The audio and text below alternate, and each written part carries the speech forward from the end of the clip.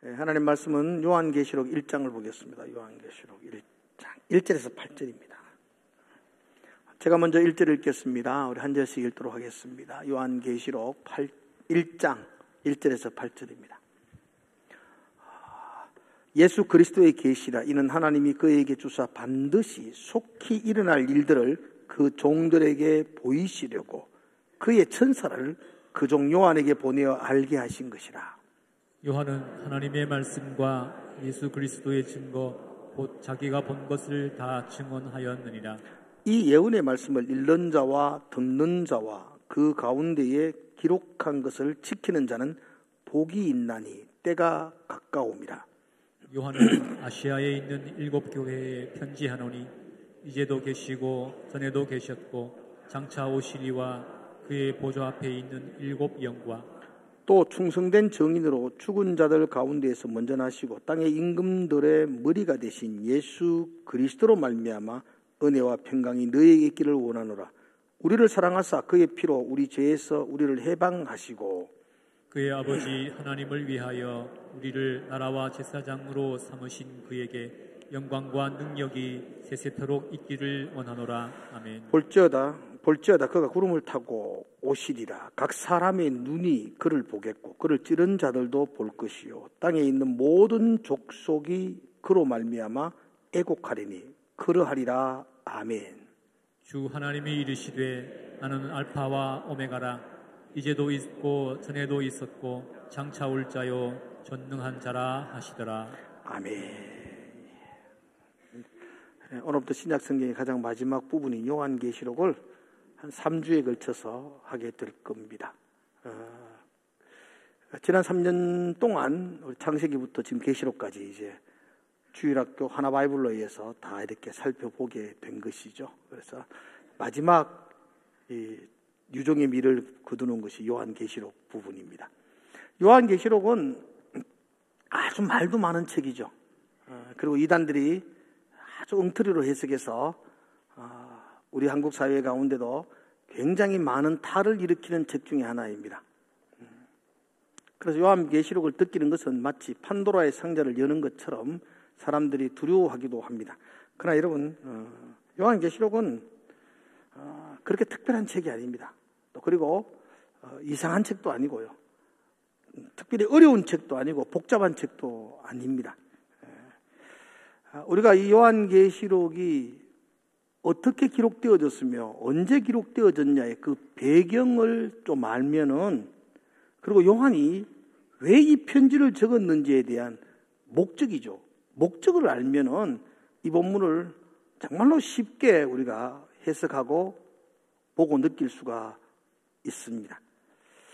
그래서 요한계시록을 펼치면서 여러분들이 막 복잡하고 어려운 책이라고 생각하는 다 지워버리시고 굉장히 쉽고 아주 단순하게 우리에게 명확하게 우리를 가르치기 위해서 요한이 적은 책이다, 그렇게 보셔야 됩니다. 먼저 이 계시록을, 이 성경 모든 부분이 그렇습니다. 모든 성경을 정확하게 해석하려면 이 성경에 기록된 배경들을 여러분들이 분명히 알고 이 성경을 읽어야 됩니다. 어떤 상황 속에서 이 말을 하느냐에 따라서 말의 뜻이 달라집니다. 그러니까 지금의 상황이 어떤 상황인데 왜 그 상황에서 왜 이 말을 했지? 그걸 알면은 이 본문의 해석을 더욱더 명확하게 할 수가 있습니다.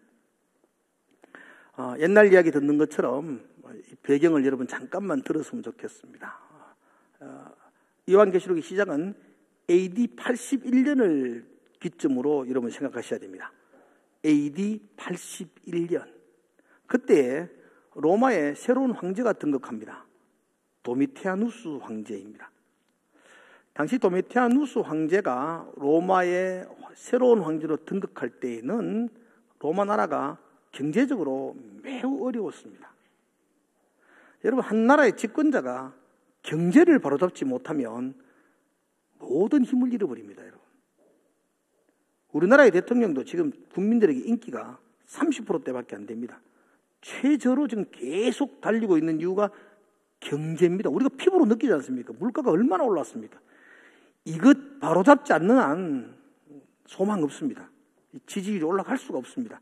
경제는 정치적으로 굉장히 중요한 문제입니다. 도미티아누스도 황제가 등극했는데 로마의 재정 상태가 거의 바닥이었습니다. 이걸 해결해야 되었습니다. 그래서 이 도미티아누스가 그 경제를 해결하기 위한 방법으로 두 가지 선택을 합니다. 하나는 실질적으로 단시간에 국가 재정을 확보하기 위해서는 당시 로마의 원로원들의 몇몇 사람들의 재산을 몰수하는 정책을 씁니다. 그러니까 애매한 죄를 붙여서 반역죄를 덮으씌워서 원로원들의 재산을 몰수해서 그 재산을 국고로 넘기면 국고가 늘어납니다. 원로원들의 재산이 뭐 한 사람 두 사람 재산 빼들어 가지고 얼마 늘겠냐 그러지만 여러분 그렇지 않습니다.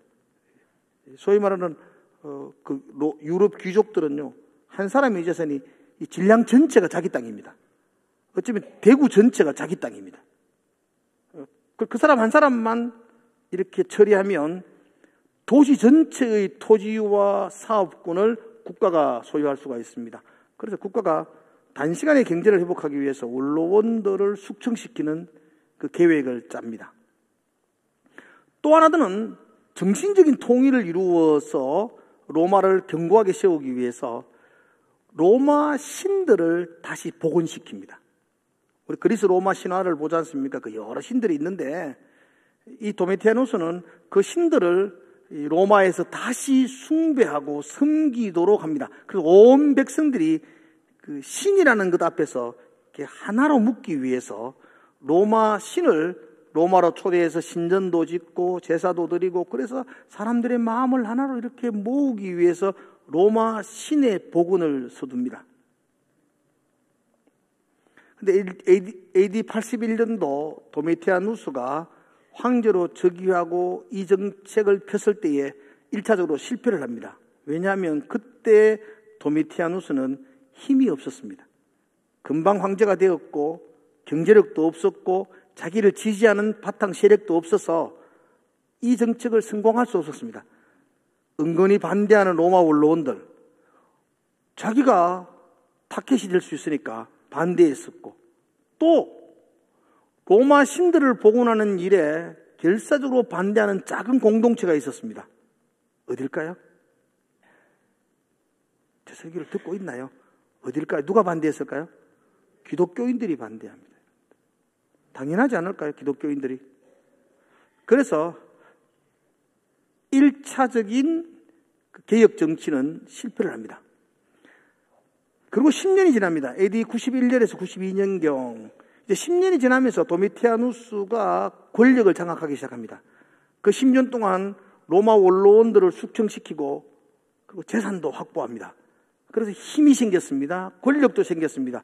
그래서 91년도에서 2년 넘어갈 즈음에 이 도미티아누스가 로마 신들을 복원하는 정책을 펼칩니다. 신전을 짓고 그리고 신들을 초대하고 그래서 로마를 신들의 통치하에 있는 나라로 만들겠다는 겁니다. 그리고 도미티아누스가 한 가지 일을 더 벌입니다. 그것은 자신을 살아있는 신으로 숭배하도록 만듭니다. 그 이전까지는 살아생전에 자기가 신이라고 말한 사람은 없었습니다. 아무리 권력을 가지고 있는 황제들도 살아서는 자기 신이라고 말하지 않았습니다. 죽고 난 다음에 신으로 추앙되는 경우들은 있었습니다만 또 살아생전에는 이 도미티아누스가 처음이었습니다. 이제는 도미티아누스 황제님 이래 부르면 안 됩니다. 데우스 도미티아누스요. 신이시여 이렇게 불러야 됩니다. 이 일에 목숨 걸고 반대하는 공동체가 있었습니다. 기독교인들입니다. 하나님을 섬기는 사람들은 로마의 황제를 신이라고 숭배할 수가 없었습니다. 그런데 이제는 상황이 완전히 달라졌습니다. 도미티아누스가 힘이 있었습니다. 이 일을 별미로 우리 로마가 어렵고 힘든 이유는 기독교인들 때문이다. 그래서 기독교 말살 정책을 펴니다. 내 살아있는 한, 내 영토 안에서 기독교인들은 찾아볼 수 없도록 만들 것이다. 그래서 전에도 없고 후에도 없는 전무후무한 대대적인 박해가 시작되어집니다. 짐승의 밥으로 던져지고 그냥 너희들이 로마 신들을 반대했기 때문에 로마가 이렇게 가난해졌다. 그래서 기독교인 잡아놓고 몸에다가 타르들을 입혀가지고 낮에 밤새 타르를 입히고 밤 되면 불을 질러서 로마 신들을 환영한다. 이래서 가로등으로 세우기도 했고, 말로 표현할 수 없는 끔찍한 박해가 로마 전역에 퍼집니다. 전 세계적으로 퍼집니다. 로마가 지배하는 모든 영토에서 기독교 말살 정책을 펼칩니다. 기독교인들은 살아갈 수가 없었습니다. 그래서 카타콤에 지하 무덤 속으로 숨어 들어가기 시작했었고, 지금도 그 터키, 투르키에 가면은 카파도기아에 갔을 때인데 그들이 초대교회 때 숨어 있었던 그 카타콤 지하 동굴이 20층까지 내려가 있습니다. 얼마나 땅을 깊이 파서 20층까지. 거기서 평생 나오지 않습니다. 아주 인상 깊었던 것이 그 벽면 전체가 그 유골로 다 채워져 있는, 거기서 나서 거기서 죽어서 거기서 유골로 장사 지냈던 사람들의 이야기들, 그 이야기가 그냥 카타콤 전체가 있는, 말로 표현할 수 없는 박해와 어려움을 당하게 되었습니다. 그게 이 배경입니다. 요한도 그때에 반모라는 섬에 유배를 당해서 90이 넘은 노인이 돌 캐는 채석장에서 중노동을 하면서 이렇게 고통당하는 시간을 가지고 있었습니다. 이런 핍박받고 있는 그 교회를 향하여 하나님이 요한에게 찾아오셔서 편지를 적어라. 그들에게 편지를 보내줘라. 그래서 적은 편지가 요한계시록입니다. 그럼 여러분 생각을 해보십시오. 목사인 요한이 핍박받고 고난받고 있는 성도인 그 교회들에게 편지를 보낼 때에 뭐라고 적겠습니까? 여러분이 목사라면 뭐라고 적겠습니까? 힘내라. 지금의 고통, 지금의 고난은 끝이 난다. 예수님이 너를 도와주실 것이다. 등을 돌리고 배반하고 교회를 떠나지 말고 그 어려움 속에서도 용기를 내라. 그래서 요한계시록은 힘내라. 용기를 내라. 이길 수 있다. 내가 이겼다. 너희도 이겼다. 이런 응원의 메시지입니다.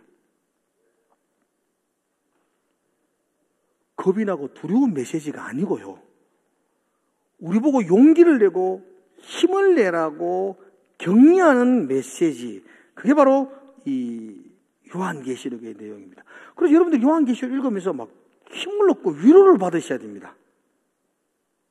교회를 핍박하고 괴롭히고 교회를 향하여 박해하는 적그리스도들은 이거 읽으면서 두려워 떨어야 되고, 교회 안에 있는, 예수 안에 있는 성도들은 이 편지를 읽으면서 예수님이 나와 함께 하시구나. 그분이 나의 편이 되어 주시구나. 그분이 나를 구원해 주시겠구나. 그래서 그 고난 속에서 위로받고 힘을 얻어야 될 책이 요한계시록입니다. 그렇게 하라고 적은 책입니다. 그래서 이 성경을 읽는 자와 듣는 자와 그 가운데 그 말씀을 지키는 자가 복이 있다. 이 말씀은 우리에게 위로와 축복을 주는 말씀입니다.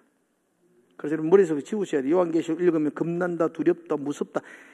이건 사탄이 우리에게 주는 말씀이에요. 요한계시록 읽으면 힘이 나고 위로가 되고 새 힘이 들고 다시 한 번 더 믿음으로 다시 한 번 더 신앙의 삶을 달려가겠다는 그런 각오를 할 수 있는 우리를 응원하는 책이 요한계시록이다. 그렇게 보셔야 됩니다. 아멘이세요? 자, 그럼 우리를 응원하기 위해서 어떤 이야기를 적었는가? 원래 이 요한계시록 제목이 요한계시록이죠. 그런데 원래 제목은 요한계시록이 아니에요. 원래 헬라어나 히브리어의 성경의 제목은 첫 글자를 따요. 첫 글자. 그래서 여러분 여기 오늘 요한계시록 1절에 보면 첫 글자가 나와요. 첫 글자가 뭐냐 하면은 우리 성경에는 예수 그리스도의 계시라 이렇게 되어 있지만 헬라어 원문에는 문법상으로 계시라는 말이 처음에 등장해요. 아포칼립시스. 그 첫 자가 아포칼립시스. 이 책은 계시의 책이다. 뭔가를 드러내고 알리기 위한 책이다. 이 책은 뭐냐가 계시의 책이다. 아포칼립시스, 계시의 책이다. 근데 아포칼립시스 이 단어가 단수입니다. 단수. 여러 계시가 아니고 이 책은 한 가지 계시를 여러분들에게 알려주기 위해서 적은 책이라는 겁니다. 이해가시죠?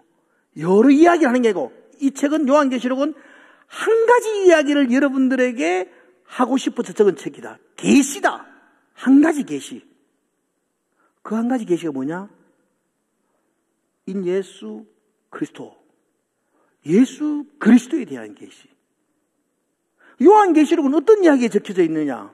한 가지 이야기를 적었는데 그게 예수 그리스도에 대한 이야기를 적었다는 겁니다. 예수 그리스도에 관한 한 가지 이야기가 적혀진 책이 요한계시록입니다. 사람들은 요한계시록 하면 666만 생각해요. 또 요한계시록에 뭐 생각납니까, 여러분들? 13만 4천 생각나고, 바다에서 용이 나왔는데 뭐 머리가 7개고 뿔이 10개고 뭐 그런 것만 생각해요. 근데 그건 그 이야기 하려고 하는 책이 아니다. 이 요한계시록은 666이나 10뿔 달린 짐승이나 바다에서 나온 용이나 이런 이야기는 요한계시록 안에서 경상도 말로 하면 쓰잘데기 없다. 이런 거예요. 그 쓰잘데기 없는 것에 집중하고 있는 거예요. 그건 쓰잘데기 없는 이야기입니다. 아시겠죠? 요한계시록 무슨 이야기 한다고요? 예수 그리스도 이야기하고 있습니다. 계시다. 한 가지 계시를 말한다. 그 계시가 예수 그리스도 이야기다. 하나님이 요한에게 그 한 가지 예수 그리스도의 이야기를 보여주었다. 그걸 적어서 교인들에게 읽도록 해라. 그러면 힘을 얻을 것이다. 용기를 얻을 것이다. 이 고난 속에서 이길 수 있는 능력을 얻을 것이다. 그래서 그들에게 전해준 책이 예수 그리스도에 관한 계시, 이야기. 그 이야기가 요한계시록에 적혀 있습니다. 그러니까 666이나 이런 것들은 그냥 스쳐 지나가는 이야기예요. 엑스트라예요. 영화를 보면서 엑스트라에게 집중하는 것이 아니고 주인공이 예수 그리스도다. 여러분, 성경 속에 예수 그리스도 이야기를 가장 많이 해놓은 책이 어디죠? 대답하세요. 마태복음, 또 마가복음도 있고, 또 누가복음도 있고, 요한복음. 이걸 우리는 사복음서라 그럽니다. 마태, 누가, 마가, 요한복음을 사복음서라 그럽니다. 그래서 학자들은 요한계시록을 오복음서라 그래요. 예수 그리스도의 얘기, 오복음서라고요. 오복음서. 한번 따라서 요한계시록은 오복음서다. 제5의 복음서라고 합니다. 그러면 앞에 있던 마태, 마가, 누가, 요한 제4복음서와 요한계시록 5복음서와의 차이점은 뭔가? 왜 마태, 마가, 누가, 요한 4복음서가 있는데 또 5복음서가 필요하냐? 차이점이 뭐죠? 그렇죠. 똑똑합니다. 다 알아들었어요. 앞에 4개는 초림의 예수님. 그죠? 초림의 예수님을 적은 이야기예요. 초림의 예수님에 대한 이야기, 구유에서 태어나셔서 그분이 갈릴리에서 어떤 사역을 하시고 우리의 구원을 위해서 십자가를 지던 그 초림의 예수님. 제5복음서에는요, 다시 오실 예수님. 제1임의 예수님. 다시 오실 예수님을, 여러분 성경 어디에도 다시 오실 예수님을 가장 분명하게 선명하게 기록하는 책이 요한계시록입니다. 마태복음 후반부에나 데살로니가 전서에도 잠깐 기록되어 있지만 다시 오실 예수님을 주제로 해서 주인공으로 삼아서 자세하게 상세하게 분명하게 확실하게 기록해 놓은 책이 요한계시록입니다. 초림의 예수님, 마리아의 몸을 통해서 이 땅에 오신 그 예수님과 다시 오실 재림의 예수님은 다릅니다, 여러분. 초림의 예수님은 사람의 모양으로 오셨습니다. 그러나 재림의 예수님은 하나님의 모습으로 오십니다. 초림의 예수님은 어린 양으로 오셨습니다. 그런데 재림의 예수님은 유다의 사자, 능력과 위엄의 왕으로 오십니다. 초림의 예수님은 낮아지는 말구유로 오셨지만 재림의 예수님은 구름 타고 영광 가운데 만왕의 왕으로 오십니다. 초림의 예수님은 우리에게 구원의 길을 제시해주고 오셨지만 재림의 예수님은 심판해주러 오십니다, 여러분. 그래서 요한계시록은 그런 재림의 예수님에 대해서 우리에게 자세하게 소개하고 있습니다. 1절은 그렇게 시작합니다. 반드시 속히 일어날 일들을 우리에게 말하겠다. 반드시 속히 일어날 일들입니다. 그리고 예수님이 다시 오신다는 재림은 반드시 일어날 일입니다. 속히 일어날 겁니다.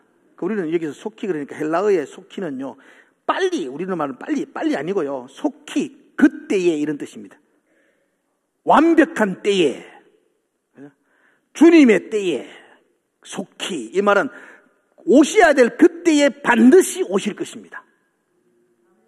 그죠? 예수님 반드시 오십니다. 7절에 그 부분을 이야기하죠. 7절 같이 읽어볼까요, 여러분? 7절 시작. 볼지어다 구름을 타고 오시리라.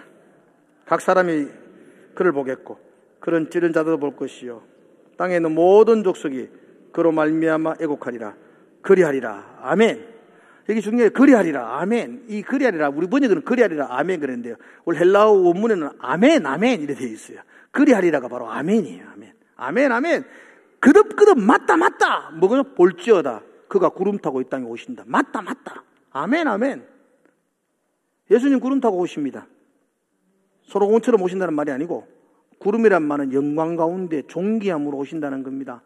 그분은 초림의 예수님은 아무도 모르도록 말구유에서 그렇게 오셨지만 재림의 예수님은 영광 가운데 존귀함들로 모든 사람이 볼 수 있도록 여기 말하잖아요. 재림의 예수님은 분명하게 이야기해요. 각 사람의 눈이 그를 보겠고 예수님 오실 때 여러분 다 봅니다. 존귀와 영광 가운데 오시기 때문에 다 재림의 예수님은 여러분 눈이 반드시 볼 겁니다. 보셨습니까? 혹시 재림의 예수님 보신 분 있나요? 안 보셨죠? 안 봤다 하셔서 빨리 안 보셨죠? 그래 안 왔다는 겁니다. 그 문수민이도 아니고 이만희도 아니래요. 안 왔어요. 난 내가 못 봤는데 뭐. 각 사람이 봅니다. 오면. 그리고 봐요. 그를 찌른 자들도 봅니다. 반대하는 자도 봅니다. 응? 니는 안 믿으니까 안 보이지. 그런데 아니요, 안 믿는 사람도 보입니다. 예수님이 재림하실 때에는 안 믿는 사람도 주님이 재림하는 것을 반드시 보게 될 겁니다. 그게 재림의 특징입니다. 모든 이가 보게 된다. 왜냐하면 그때는 구원을 위해 오시는 것이 아니라 찌른 자들을 향한 심판을 위해서 오시기 때문입니다. 그는 반드시 속히 오시겠다. 그렇게 말합니다. 그러므로 그분을 기대하는 것, 그분을 바라보는 것은 우리에게 소망입니다. 그분이 반드시 오시면 그죠? 우리를 괴롭히고 힘들게 했고 고난받게 했던 그 적그리스도를 멸망할 것이다. 그게 요한계시록의 전체의 내용입니다. 그러므로 이 계시록을 읽을 때 여러분들이 힘을 얻고 소망을 얻기를 주의 이름으로 축복을 드립니다. 자, 그 예수님, 오늘 요한계시록에 말씀하는 그 예수님이 어떤 분이신가? 1장은 서론을 이야기하는데 간단하게만 설명하겠습니다. 그 예수님, 다시 오실 예수님, 우리가 그렇게 고대하는 그 예수님이 어떤 분이신가를 요한이 계시록을 펴면서 제일 먼저 기록합니다. 한번 4절 한번 볼까요? 자, 반드시 오실 그 예수님 어떤 분이신가? 4절 우리 같이 읽읍시다. 시작. 요한은 7 교회에 편지하노니 이제도 계시고 전에도 계셨고 장차 오실 이와 7 영과. 자, 8절도 한번 볼게요. 8절. 나 요한은 너희 형제 예수의 환난과 나라의 참리의 8절. 주 하나님이 이르시되 나는 알파와 오메가라. 이제도 있고 전에도 있었고 장차 올 자요 전능한 자라 하시더라. 아까 4절과 8절에서 여러분 반복되는 문장이 있습니다. 혹시 보셨어요? 뭐라고 되어 있죠 그게? 4절도 이제도 있고 전에도 있었고 장차 올 자요. 이게 반복됩니다. 이제도 계시고 전에도 계셨고 장차 올 자다. 예수님 누구신가? 우리가 소망하는 그 예수님이 누구신가? 요한은 그렇게 말합니다. 이제도 있고 절에도 계셨고 장차 올 자다. 근데 이게 문법적으로 원래 정확하게 말하려면 전에 있고 이제도 있고 미래도 있고 이게 아닙니까? 근데 요한은 지금 두 번이나 반복할 때마다 뭘 합성합니까? 이제도 있고. 이게 무슨 의미죠? 지금 그 주님이 나와 함께 하신다 이런 뜻입니다. 나는 지금 고난 가운데 있습니다. 나는 지금 깜깜함 속에 있습니다. 빛 한 점 볼 수 없는 카타콤 속에 갇혀 있습니다. 오늘 내 아들이 잡혀가서 어떻게 죽음을 당할지 모릅니다. 그런 두려움 속에 있습니다. 아무것도 보이지 않습니다. 그럴 때에 요한이 편지를 들어 그 성도들에게 하는 첫 번째 말씀, 지금 그 예수님이 너와 함께한다. 이제도 있고. 전에도 계셨죠. 그 계시님이 지금 나와 함께 하시고 그분은 장차 반드시 속히 내 삶 가운데 오셔서 이 어려움과 고난 속에서 나를 승리하게 해주실 것이다 라고 약속하고 있습니다. 주님이 지금도 우리와 함께한 줄로 믿습니다. 그 주님은 전능하신 분이십니다. 못할 것 전혀 없다는 거죠. 5절은 이렇게 말합니다. 죽은 자들 가운데서 먼저 나시고 죽음을 이기신 분, 부활하신 분. 예, 우리가 고대하고 믿는 지금 나와 함께 하시는 이 고난 속에서 나의 오른손을 잡으시고 나를 인도하시는 그 예수 그리스도, 그분 어떤 분이신가? 죽음을 이기시고 부활하신 전능하신 분이라고 말씀하고 있습니다. 사람을 제일 힘들게 하고 두렵게 하는 게 뭐죠? 죽음 아닙니까? 너 죽인다. 이 말이 제일 무서운 거 아닙니까? 근데 예수님은 그 죽음을 이기셨다. 죽음을 승리하신 그분이 나의 편이시고 나와 함께 하신다. 그러니까 두려워하지 마라. 겁내지 마라. 내가 이제도 너와 함께 하고 있다. 지금 고난 속에 너는 하나님이 보이지 않는 것이지만 내가 너와 함께 하고 있다고 말씀하고 있습니다. 또 하나 더 그 예수 그리스도가 누구시냐? 5절은 이렇게 말합니다. 땅의 임금들의 머리가 되신 예수 그리스도, 이렇게 말합니다. 땅의 임금들의 머리가 되신. 지금 땅의 임금은 도미티아누스 황제입니다.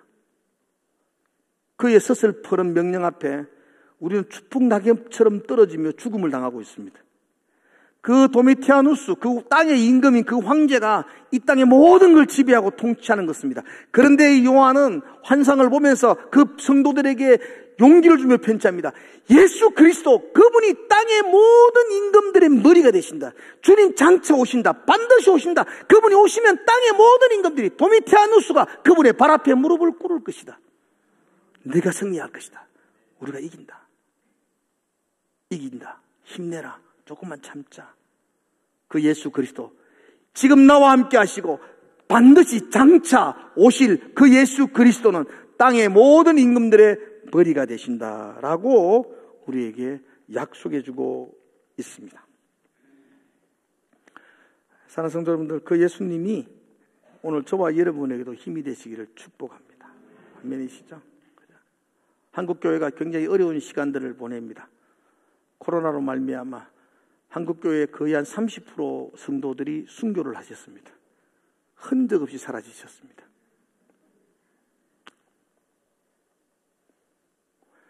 기독교에 대한 이미지는 극도로 나빠지고 있고, 교회 다니는 사람도 점점 나는 교회는 안 나간다. 그래서 가난한 성도들이 늘어나고 있는 추세이고요. 우리 주일학교 아이들, 중고등학교 아이들은 더 심각하죠. 3%의 그리스도인. 미전도 족속이죠. 선교사를 파송해야 될 종족이 곧 될 겁니다. 그러나 교회는 그렇게 무너지지 않을 겁니다. 이제도 계시고 장차 오실 그 예수 그리스도, 죽음을 이기시고 부활하신 그 예수 그리스도, 모든 임금의 머리가 되신 그 예수 그리스도께서 우리와 함께 할 줄로 믿습니다. 그 예수님만이 우리에게 소망이 되십니다. 오늘 5절은 그 예수 그리스도께서 우리에게 은혜와 평강이 있기를 원하노라. 은혜와 평강을 주고 싶어 하십니다. 박해, 고난 얼마나 두렵겠어요. 한 줄기 빛도 비치지 않는 카타콤에서 얼마나 무섭겠습니까? 그런데 이 편지를 통해서 예수님이 너에게 평강을 주기를 원한다. 은혜를 주기를 원한다. 은혜와 평강이 너에게 항상 있을지어다. 이렇게 지금 축복해 주고 있습니다. 특별히 평강 이야기 잠깐 해보겠습니다. 성경 속에서 평강이라는 단어가 많이 나오고요. 평강과 같은 의미로 쓰여지는 단어들이 있습니다. 혹시 여러분 평강과 똑같은 의미가 뭐 있습니까? 평안, 평안도 있고 또 뭐 있죠? 화평도 있고 또요. 아무거나 이야기하면 제가 정답을 계속 이야기합니다. 그런 것들입니다. 평화, 화평, 평강 이건 성경에 같은 단어입니다. 같은 단어. 다른 단어가 아니고 똑같은 말을 쓰는 겁니다. 성경에서 그 단어들을 다 히브리 말로는 뭐라고 이야기하죠? 샬롬. 어우, 똑똑하시네요. 샬롬이라는 단어입니다. 그러니까 샬롬을 적어놓을 때 그때그때 맞게 평화, 평강, 화평 이렇게 번역해 놓습니다. 시작에 헬라어로는 에이레네라는 단어를 썼어요. 에이레네. 모든 평화, 화평할 때 그 단어는 똑같습니다. 성경에서는 에이레네 이렇게 썼습니다. 근데 놀라운 것은요, 이 평강, 평화, 성경에는 에이레네라고 썼는데 이 단어는 로마의 다른 문학책이나 다른 문헌이나 역사책에는 이 에이레네라는 단어가 사용되지 않습니다. 다른 단어를 사용해요. 평화를 말할 때, 로마의 평화 말할 때 무슨 단어 쓰죠? 팍스라고 씁니다. 팍스 로마나. 팍스라고 씁니다. 그러니까 성경에는 샬롬, 에이레네라고 말하지만 세상에는 팍스라고 말해요. 그러므로 세상이 말하는 평화와 성경이 말하는 평화가 다릅니다. 같지 않습니다. 팍스 로마나 세상에서 말하는 평화라고 할 때는 어떤 조건이 갖춰져야 됩니다. 경제적으로 그래도 먹고 살만해야 평화라고 말합니다. 매일 굶기를 밥 먹듯이 하면서 평화롭다 이렇게 말할 수 없습니다. 그 평화로운 상태가 아닙니다. 평화가 깨진 상태입니다. 그렇죠? 전쟁 중에 있습니다. 막 싸우고 있습니다. 그럼 평화롭지 않습니다. 평화가 없습니다. 그때 팍스라는 단어를 쓸 수 없습니다. 그때는 평화 없는 겁니다. 또 질병 가운데 있습니다. 고통, 그 질병의 고통 속에 있습니다. 그런데 그 사람 보고 평화롭네요 이렇게 말할 수 없습니다. 그때는 평화롭지 않습니다. 그게 팍스입니다. 내 손에 주어진 어떤 조건, 그게 그게 채워질 때에 경제가 채워지고 전쟁이 사라지고 건강이 채워지고 우리들의 관계가 채워지고 이럴 때에 사용하는 단어가 팍스라는 단어입니다. 평화. 그런 상태를 평화라고 말합니다. 그런데 성경에는 샬롬이라고 말할 때에는 그런 손에 주어지는 모든 것들과 상관없이 내 영혼에게 부어주는 하나님의 은혜가 넘칠 때에 평화라고 말합니다. 사업이 힘들어졌어요. 경제가 어려워졌어요. 그래도 하나님의 은혜가 내 영혼에 부어질 때에 평화. 나는 평화롭습니다. 고백하는 거죠.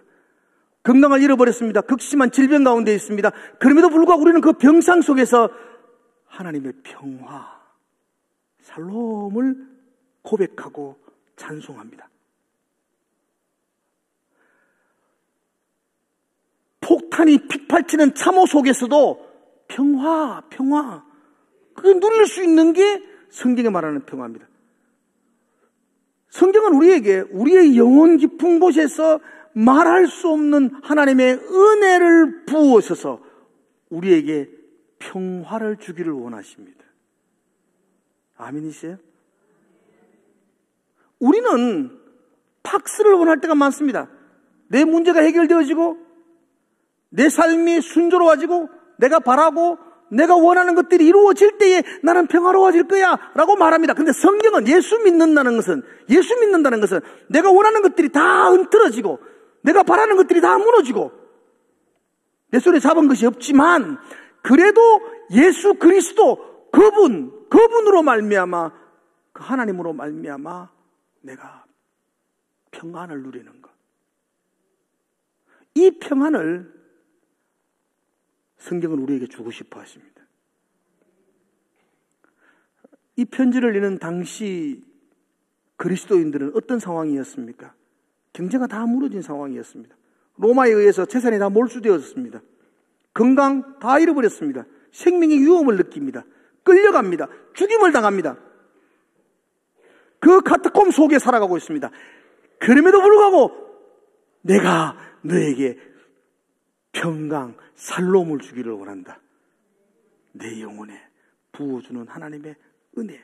그 은혜로 말미암아 그 모든 것을 잃어버린 그 상황 속에서도 평화. 그렇게 찬양할 수 있는 것. 그건 우리가 할 수 있는 겁니다. 난 여러분들에게 그 평화가 있기를 축복합니다. 그래서 요한복음은 그래서 우리에게 세상이 줄 수 없는, 세상이 알 수 없는, 세상 사람들이 그걸 어떻게 알 수 있어요? 다 잃어버리는데 감사하는 것 어떻게 알 수 있어요?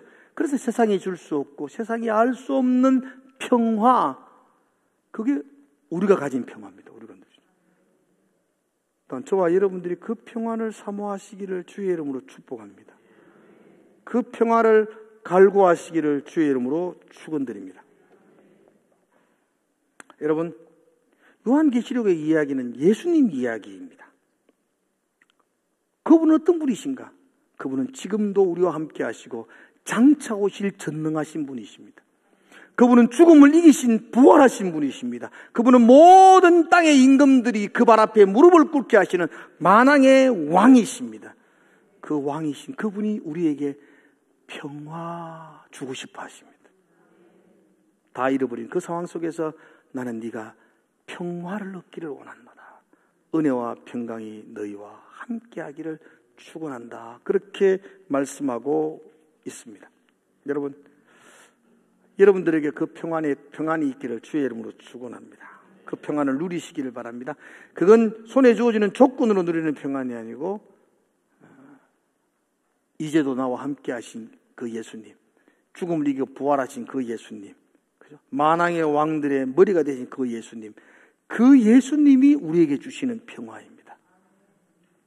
그 예수님이 내 눈에 보이는 모든 것들보다 더 크신 분이시기에 그 예수님만 있으면 우리는 평화, 그 평화를 누리는 것입니다. 한 주간 동안 그 평화 가운데에 기쁨으로 살아가시는 저와 여러분 되시기를 주의 이름으로 축복을 드립니다. 기도하겠습니다. 하나님 아버지, 평안할 수 없는 상황이었습니다. 두려운 상황이었습니다. 염려하는 상황이었습니다. 그런데 예수 그리스도, 지금 나와 함께 하신 그 예수 그리스도, 죽음을 이기시고 부활하신 그 예수 그리스도, 땅의 모든 임금들의 머리가 되신 그 예수 그리스도, 그 예수 그리스도로 말미암아 평안을 누리라고 외치시는 이 말씀 앞에 우리가 서 있습니다. 하나님, 그 예수님 때문에 한 주간도 주의 평안을 노래하며 주님이 주시는 그 평안 가운데에 살아내는 우리의 삶이 되게 하여 주시옵소서. 예수님 이름으로 기도드려옵나이다.